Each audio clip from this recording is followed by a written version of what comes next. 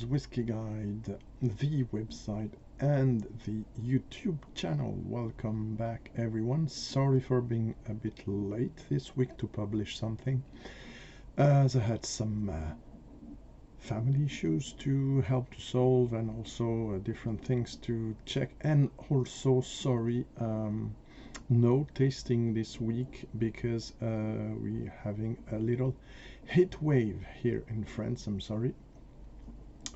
Except last Monday there was a bit limit, but it was still possible. The live I did with Jim from the Whiskey Novice, or was it last week?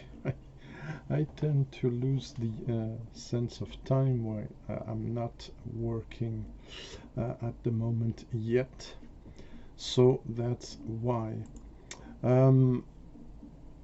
To give you a short introduction about this, a bit not improvised but a bit completed and changed topic. I'm gonna resume soon, be reassured, tastings in video and in live streams.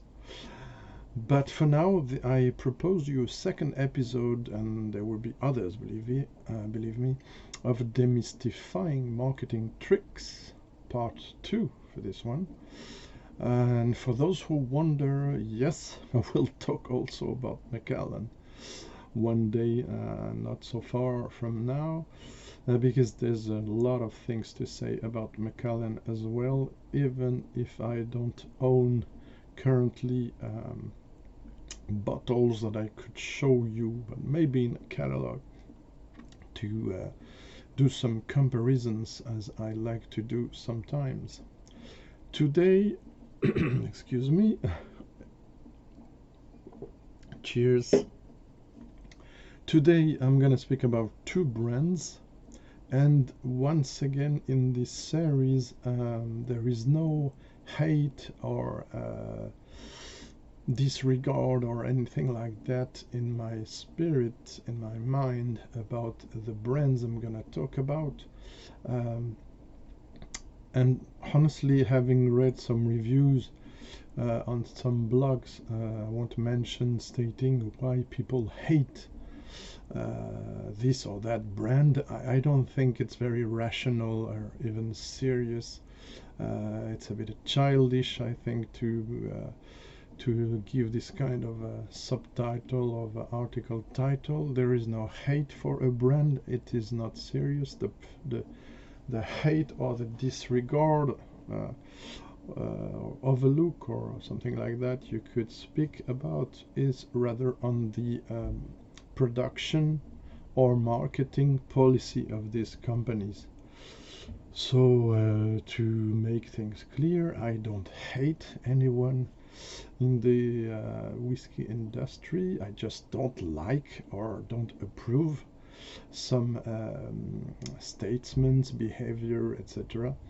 And most of everything, most of all for the thing we are all interested in, I sometimes is disappointed about what they are in the bottles. At the end of the day, it's all what counts, whatever statement the producer and the marketing team, and I want to point out this, guys, because I think it's important, whatever is stated on the label, on the bottle, on the internet website, for me all that counts at the end of the day is what's in the bottle, the juice that's in the bottle, and is it satisfying, is it not, what can we guess of why it isn't satisfying, things like that.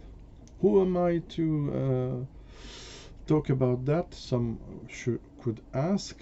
I'm just a whiskey lover, experienced in 20 years of tasting, having also done certain training courses about blending or experiences, currently working on something else, to be able in the near future hopefully to give you the assurance I will have certifications renowned certifications about whiskey, so there could be no more claims about it, but of course opinions will stay.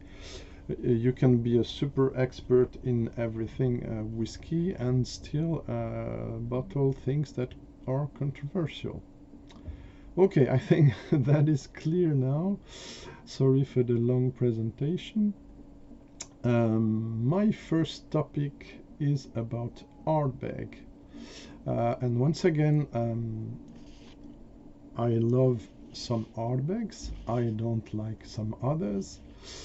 And also here we're mostly to speak about marketing and what is behind marketing, in my opinion, for the result that's obtained in the whiskey. And also for Ardbeg, my biggest question would be about the value and also the value of the specific Ardbeg day or the yearly releases, limited releases. Okay, I have only 3 Ardbegs in my collection. It's an old story, so some might have heard it, some not. I've been trying a lot of Ardbegs over the years, maybe 20, 30, I don't remember. Oh, let me pause a second. Okay, sorry for interruption. 44 Ardbegs I've tried so far, including 33 official releases. So, I think I can have my say. Ardbeg is a distillery founded in 1815, but unofficially 1794. On the south coast of Islay. You'll find a bit more information in the description. Okay, a lot of things. In this series, I wanted to focus more on the marketing question, so I will be quicker on everything, description about the distillery, but I can already say it was put in production in 1817, owned by several owners, MacDonald and Muir, Glenmorangie PLC being the most important, and then Diageo, and then LVMH with some kind of share with Diageo. It was mothballed between 1981 and 1989, and since 1977 it has still barley owns his barley on site. Okay, lots of other things.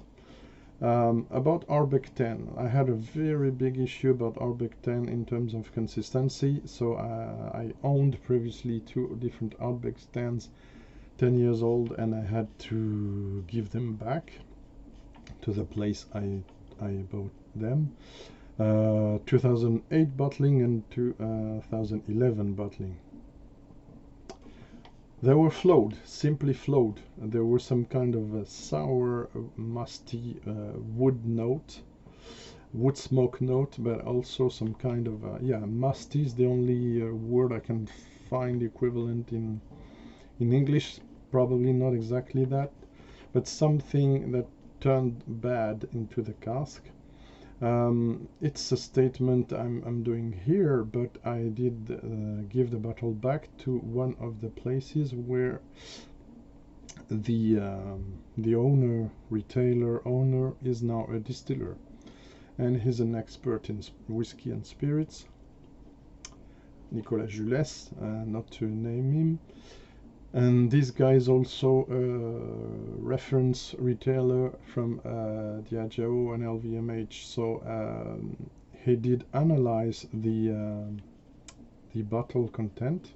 I'm turned back, and in a second time I did the same with unfortunately it was the same place but another shop of the group. And 2 times the expertise was really radical. You are right, as a consumer, the bottle is flowed, there's a problem, we're not contesting that, so we're giving you instead another bottle. The first time it was another Ardbeg 10, and then when I saw there was a big problem again, I said, okay, give me something else, because I don't trust it now. That doesn't mean that every Ardbeg 10 on the market is float, but that was my experience a few years ago, so it did really put me off to buy another one. So it's almost as, except I will open the bottle at the retailer and try it, and if I'm sure it is okay, I'm taking it, which is very rare to open a bottle at the shop to take it. But there you go, there was this problem. Then I have this absolutely magnificent Almost There that's rated beyond 96 out of 100, something like that,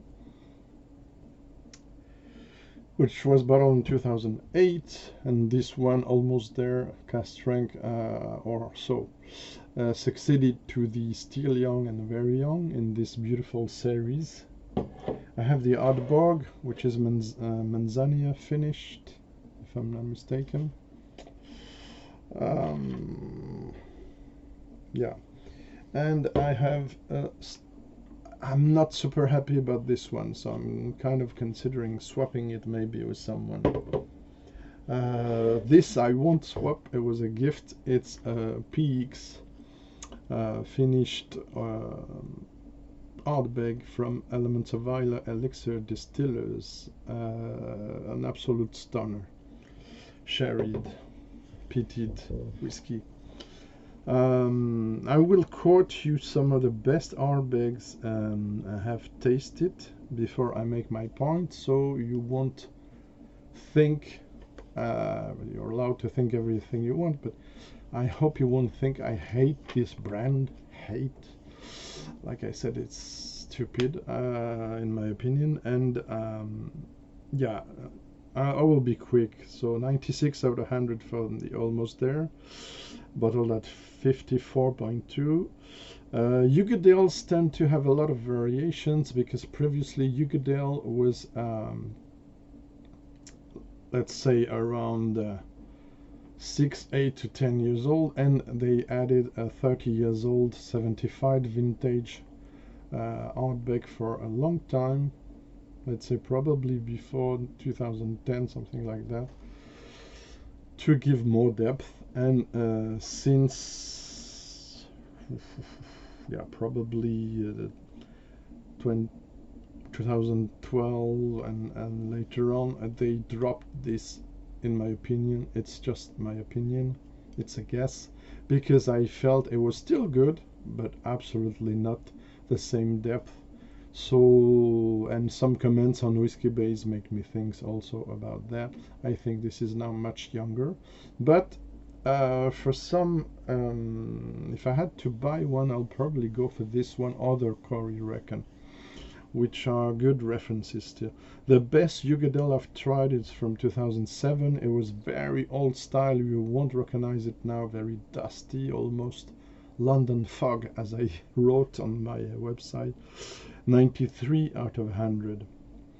Then of course the vintages, there are some absolutely stunning vintages. Two vintages, to 1975 for instance, 28 years old and 33 years old, rated 95 for the Hong Kong Travel Retail edition of 2008, 95 out of 100, and for the Gordon MacPhail Connoisseur's Choice 75, 20,003, 96 out of 100.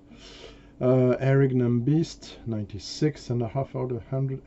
Erignan Beast, 16 years old, from 2000, I cannot read myself, probably 6 or 7, something like that, sorry.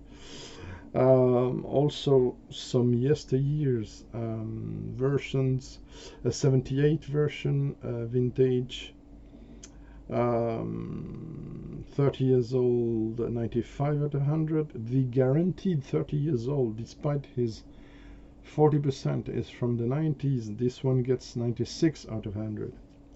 the Renaissance, 10 years old, Cask Strength in 2008, 95, and so some old Cory Reckon, not all the editions. The second Supernova, 10 years old, Cask Strength, got 92 out of 100. Why I didn't like the first, who got only 8, didn't like, it was less good, 82 out of 100.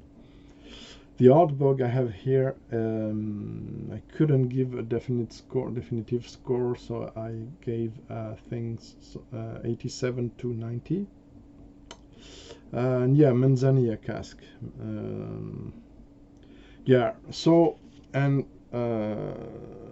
this one on the first try on the sample was around 96 as well. So these are absolutely, those two are absolute stunners. This one I'm less convinced.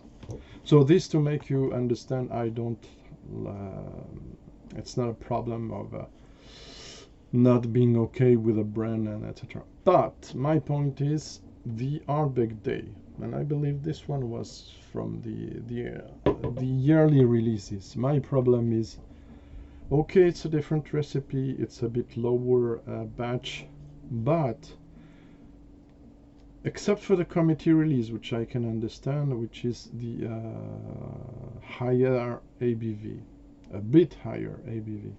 But for the 46, 47 and so yearly bottlings, my concern is why, because of a slight change of cask and a smaller batch, would you go from around 50 euros, let's say 40 pounds and so, for the 10 years old, which is bottled at 46%, reminder, would you pay 40 euros more? That's around 95, 100 or more euros. What would you pay let's say, to simplify, the double of what you pay for the 10 years old to get a special edition which has almost the same ABV and no age statement, with, when you taste it, for most of them, obviously a bit younger age, not shockingly young as some could do,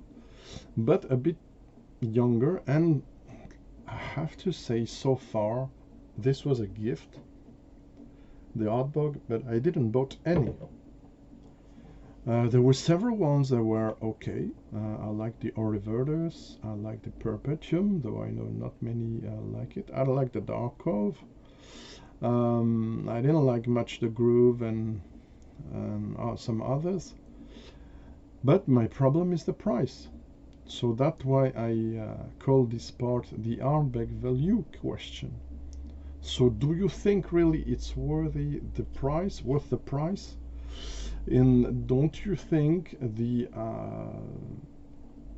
double, almost double or more sometimes, the price of the 10?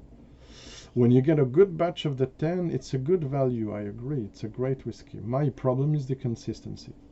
But if you compare it to the Ardbeg Day, which is the yearly limited release edition, I'm not sure it's really interesting.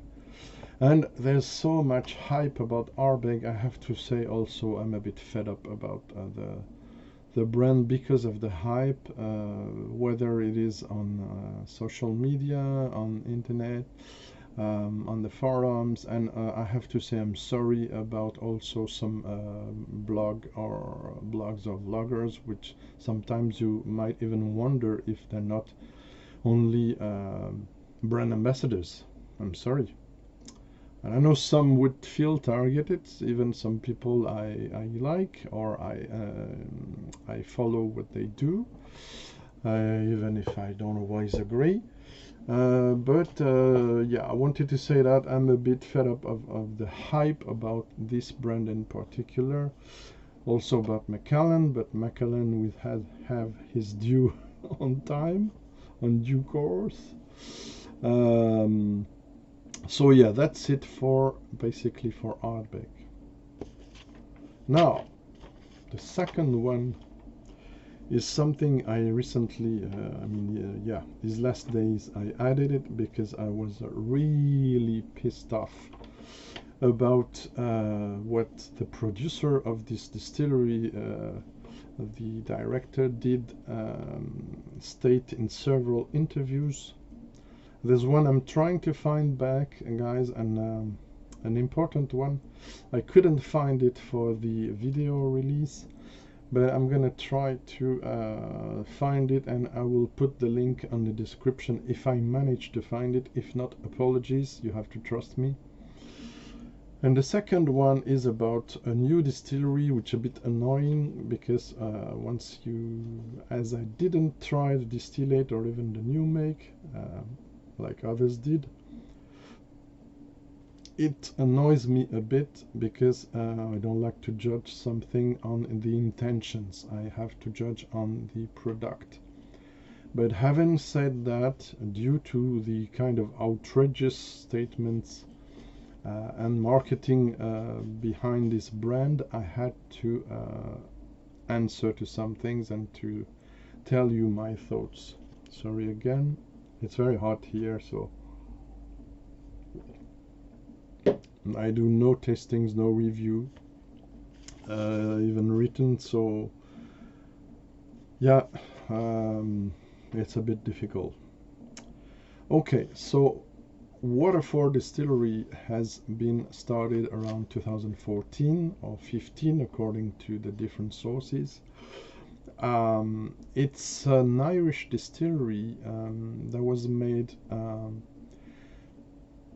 rebuilding a distillery from scratch when Mark Reynier, the founder, bought the Guinness brewery, the old Guinness brewery in Ireland, and he did try to recreate his ideas about whiskey to do a single malt from Ireland using local barley. That's basically the thing. And I named this second part an excessive claim of terroir. I give this to your reflection. At the beginning I wanted to even subtitle this an outrageous claim of terroir. And let me, before I start, I wanted to react to what Mark Reynier, formerly in Bruichladdich, running the Bruichladdich distillery, but, and this is very important, before that into wine business. And this has an impact, unfortunately, on what he does since Bruichladdich. The indie bottling company Murray McDavid he was running, and maybe he's still running, and the Renegade Spirits he is still running, which is a newer society. So I'm gonna quote some statements Mark said, and I don't know the guy. I met him just once or twice. We didn't spoke a lot at different festivals. I spoke a lot more to other people from the distillery, including Jim McEwan and his daughter Lynn, and other folks. But so the problem is they're releasing now, or they try to, because there's the COVID question. They announced the release of their first single malt 3 years old or so. So I'm gonna speak about my expectations and also why I react to this, the statement he does in his website, but also in several interviews. And mostly I was shocked, and I have to say that. So this is my answer to his statements and behavior in one of the latest Mark Gillespie's Whisky Cast broadcast live on YouTube, where I was in the chat. There were also other guests such as John Glazer, and basically Mark did spend I don't know how much, but a lot of time, if not the 3/4 of the time, over the other guests to answer to Mark question and develop and rant a lot about whiskey. So I was very, honestly, it was very painful to see and to hear, especially some questions to my answers in the chat. I was shocked. So I want to, first I want to say Mark Reynier comes back from a wine trading background. And he did a statement in one of his interviews while he was still running Bruichladdich, but going to run Waterford very soon. I hope to find back this interview because you're going to be able to judge by yourself. Where he states, and I know that because I've tasted them, a lot of Bruichladdich releases around 2000, let's say, 6 to 10 maybe, not completely sure of the era. Let's say about more than 5 years or so, were released using poor quality casks from the previous ownership, the stock that when the distillery was relaunched, Mark found in the warehouses. And because of the poor quality of these casks, and he said that himself, I'm not inventing, he chose to use a lot of wine casks he had in his possession by his previous work, or that he bought on purpose. And a lot of them were sweet wines, red wine, and also some white wine and fortified wines. But most of them were red or white wine. Some of these releases were interesting, many were absolutely not interesting in my opinion, and many were hiding the distillate, which is my main concern here for this topic. And there were also giving to people the opinion things were enhanced, even if it's Murray McDavid range, while for me they were destroyed. And my concern is I have the impression he's continuing this in Waterford. Let me just quote some things that are on the website, and I'll let you think, and I will comment after that quickly. Where barley is king, provenance is all. The purest of spring water from renowned ancient wells. It's what he uses for water.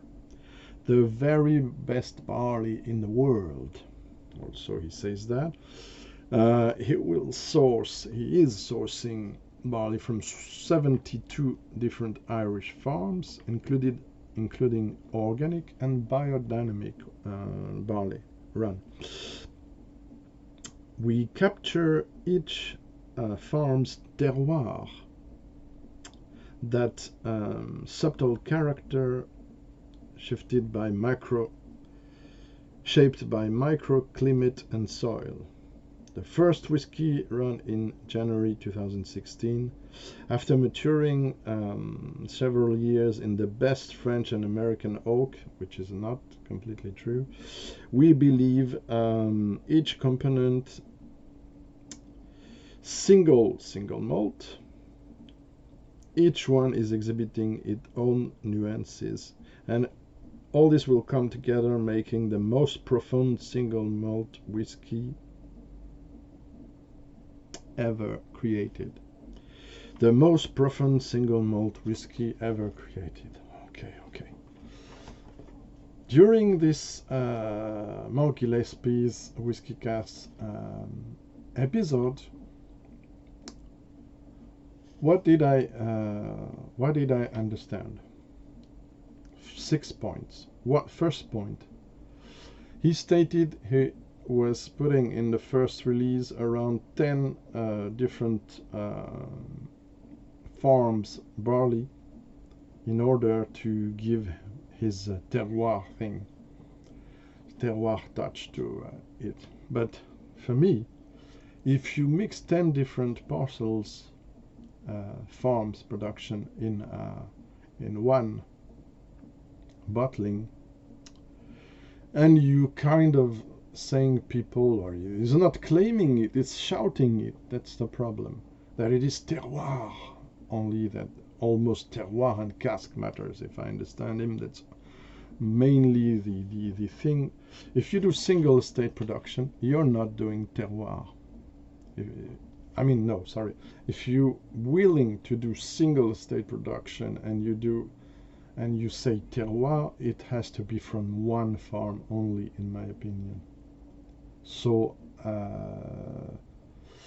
I think it's a bit tricky. Some might say in the wine industry we use several parcels, etc. But if you claim that high, that loud terroir, and at least do several releases, each one highlighting a different parcel, I don't know, but not this. And what will happen when he will release something with 72 different farms barley? Okay. Second point, he's speaking about French and European oak, but in the interview he did, Mark Gillespie's May 27 interview, he stated that most of the production will go into virgin oak.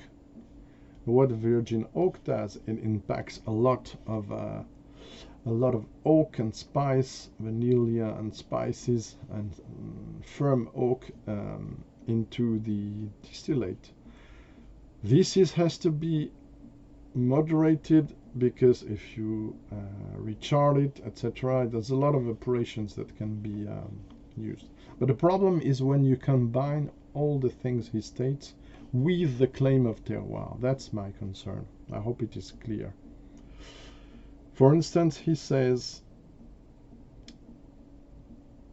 so virgin oak was the first potential problem for me. Second one is when I asked him on the chat about, will you ever use Irish oak, because he went to Ireland, he didn't went to Scotland to do his distillery, right?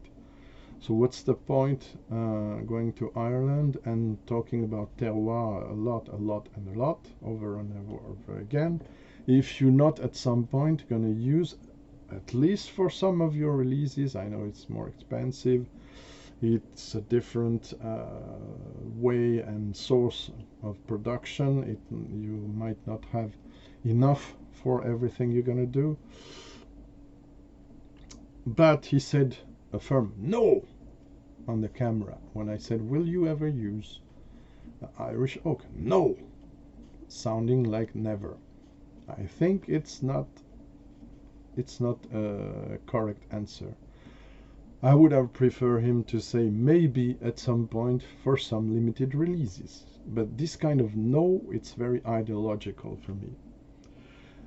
The second thing, or third, I know, which is, it was my fourth point, which is even making this more than a joke, is when he said, oh yeah, we're gonna use a lot of VDN to mature our distillate. And even which wine, VDN is Vin Doux Naturel, for it's a French name, generic name, which is already not a beautiful symbol, because you rather use, if you have a quality claim as well as he does, you'd rather use the name of the wine instead of saying Vin Doux Naturel. And almost he added, Sauterne, etc., whatever. Okay, whatever, but whatever has an impact on your distillate, Mark. So it's a bit shocking, and I know he did that previously with Mary McDavid and Brooklandet, so I'm not super happy about that. At many extents, I don't think I'm gonna try the real distillate of Waterford very soon. I'm sorry. Because when you use wine cask, you change the distillery character, and most of the time you will hide it or not necessarily enhance it. Sometimes it happens, and when it happens, it's wonderful. But I'm sorry to say, Mark Reynier's experience with Brooklandet and Mary McDavid, the 3/4 of the time, or at least half, or more than half, I think, the results were not very good, in my opinion. Just my opinion. You're not obliged to trust me. Try some and you will have your say. So not only these are crushing a bit for me the notion of terror, he shouts everywhere. So yeah, massive virgin oak use, VDN massive use, no Irish oak use, and his previous experience. And what is the first release gonna look like? An opaque blue bottle.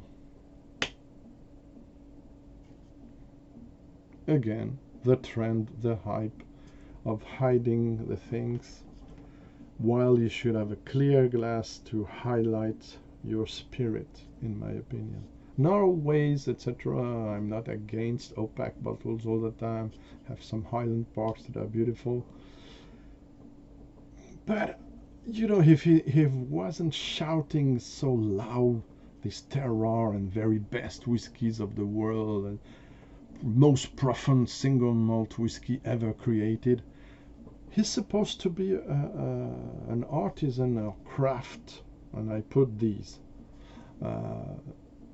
in his work. So why claim all that if you're gonna do probably almost the contrary? Because I will conclude with that, even if you have the best barley in the world, as he claims, if you ruin it with wine cask and with virgin oak and with all the different things he claimed he's gonna use, for me you're missing your point absolutely. So there you go. There was a big of really unsatisfied and shocked, and really I almost, when I finished watching the Mark's broadcast, and it's not Mark's fault, I said, I'm finished with that. I'm gonna stop doing videos. I'm gonna stop talking about whiskey. If that is whiskey was becoming, I'm really pissed off. But I say, no, Greg, you have to react, even if it's going to be controversial. Many people is not going to be happy about what I'm saying. I don't care. It's Greg's Whiskey Guide is with no double speak, as always.